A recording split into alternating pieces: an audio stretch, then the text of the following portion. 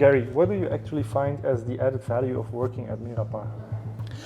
Well, I think working at Merapar, I'm always learning. I'm always working with a mixed bunch of people, and I think that's great to meet and discuss projects with all those different cultures. You know, the UK started in 2019 at literally at zero, and we're now 35 employees within the UK, plus some people in Poland who work directly for the UK business, and just kind of seeing that growth that we saw in the UK and looking at how we can try and get that growth in other areas like Belgium, like the US, potentially like places like Scandinavia.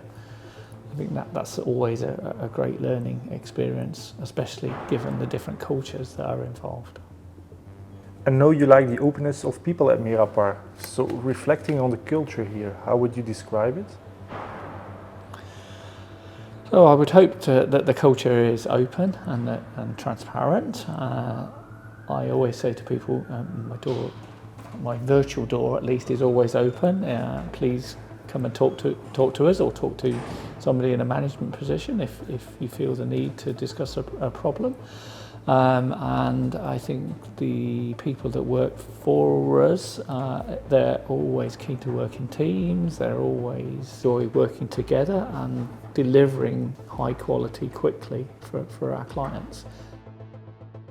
Gary, take a look at this photo from a few years ago, Yes. I think now. You're working for Merapar for a long time now, and this was taken at a memorable IBC. Can you Yes. describe what you remember from this moment?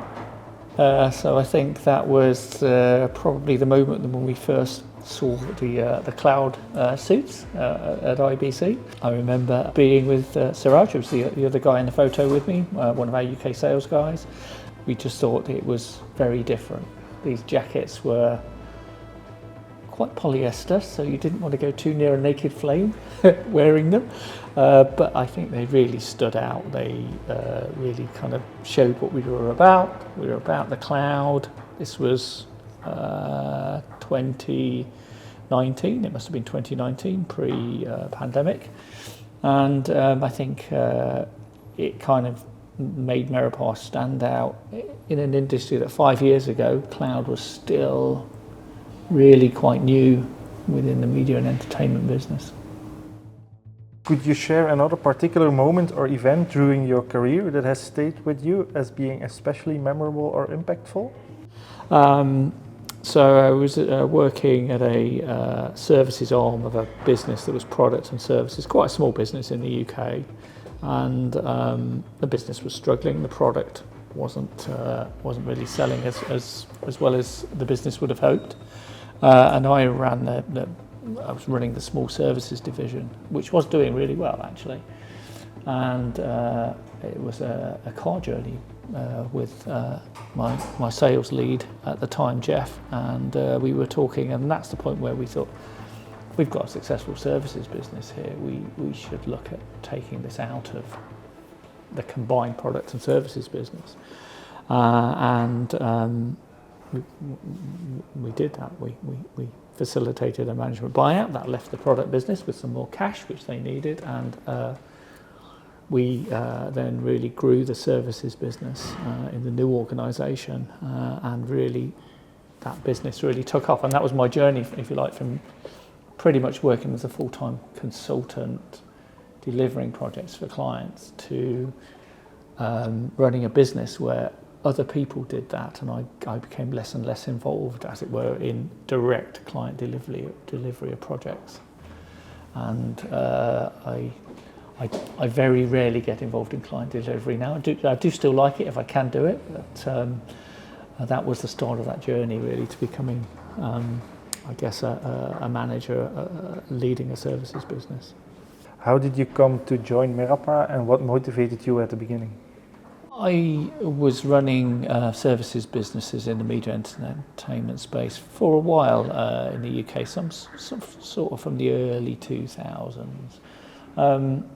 But one of my last consulting engagements, I was technically delivering the first Virgin Media PVR within the UK. And for a PVR, you need a good electronic program guide, and the company that had the best electronic program guide system at the time was a company called Eventis, and the sales guy for Eventis was this guy here. And as part of that sales process, I also met the founders of Eventis at the time, and we stayed in touch over the years, and you know, met up at IBC at the very least, and come to fast forward to 2018. I was leaving the current business I was involved in.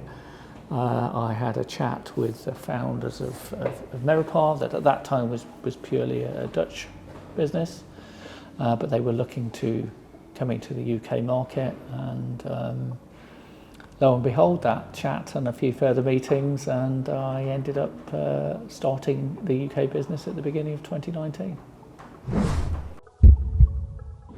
What is the one thing on top of your professional bucket list?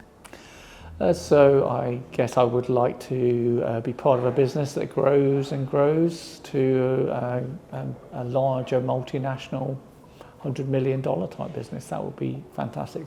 I've not got a business to that stage yet. Can you do that at Merapar? Yes. Looking back at your career, can you discuss a moment where you thought you had failed? And how did you handle that situation? And what did you learn from it? When I was working in professional services, I think there was a point when I was a software developer where I was not on a project. I was feeling I was not being very utilised at all, and I was turning up at work and felt that I wasn't adding any value either to me personally in terms of my career growth or to the company I was working for. What did I do about it? Well, ultimately, in that situation, I eventually left that business. If you were to write a book about your life at Merapar, what should it be titled and why? How to work with Dutch people. I do love working with Dutch. I think they're very direct. It's very easy actually to understand what Dutch people want and what their views are. So I think they're much more open, much more direct than most other cultures that I've worked with. What advice would you give your younger self on his first day at Merapar? So I would advise, don't be afraid to put your views forward and to make it clear what you feel is the right thing for the business to do. Outside of technology and work, what are the passions that drive you and how do they influence your professional life? So one of my passions is rugby. I am a season ticket holder with Bath, and I go regularly to watch Bath rugby play. I think rugby is a true team sport, and you can have superstars in the team, but if you're not working as a team, it still doesn't work. So I think that has influenced my thinking about how teams can work and how teams should work in a business. My other passion, I suppose, walking. I do a lot of walking with friends in the mountains and the hills. And what I enjoy about that is it's often quiet, there's solitude, you get a bit of thinking time. I think that's another important thing that people need to recognise, that sometimes you just need that time to think about a problem, and the right way forward will come. If you would change one thing at Merapar, what would it be? If I would change one thing at Merapar, what would it be?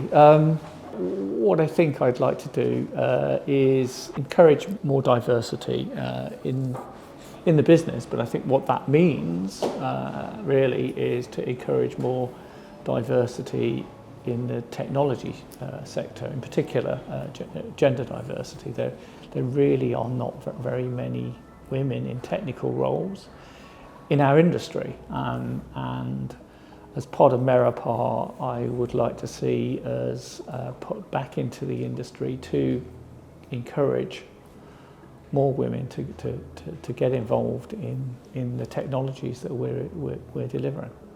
Hi, my name is Gary and I'm COO at Merapar.